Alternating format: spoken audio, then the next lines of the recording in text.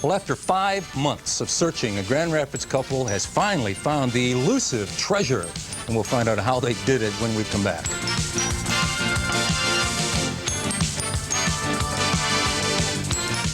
Cramer is also known as the Riddler, and finding his treasure means solving one or more tough riddles, in this case a lot of them. Well, over the weekend, Dale and Kathy McCrae were finally able to track down the treasure, and News 8's Ernie Reno is standing by now to tell us how they did it. Ernie. Tom, we're at Faro Jewelers here at Rogers Plaza, and with a very happy family here, Dale and Kathy McCrae.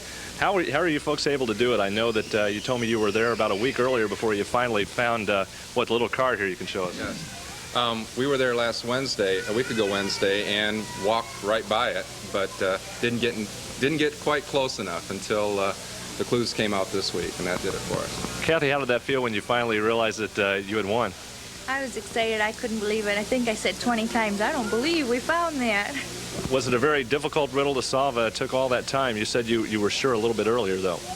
We thought we knew the location, the area, but we just didn't look in the exact right spot. We spent quite a few hours trying to figure that out night after night, yeah. Dale, it took a lot of people trying to do what you were finally able to accomplish. What do you think separates you from the rest of the folks who tried to solve this thing?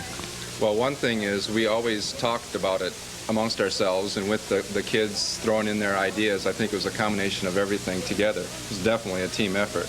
In fact, Kathy solved most of the clues.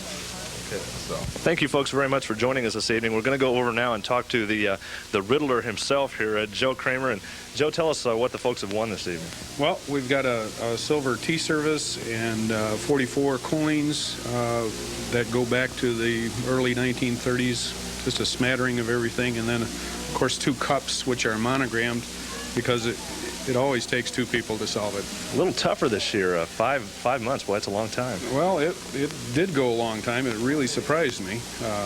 Usually, well, I don't know. It just got a little crazy there for a while. Well, what's this mean for next year? Does this mean you're going to tone it down a little bit for next year, or are you going to take the same approach you did this time?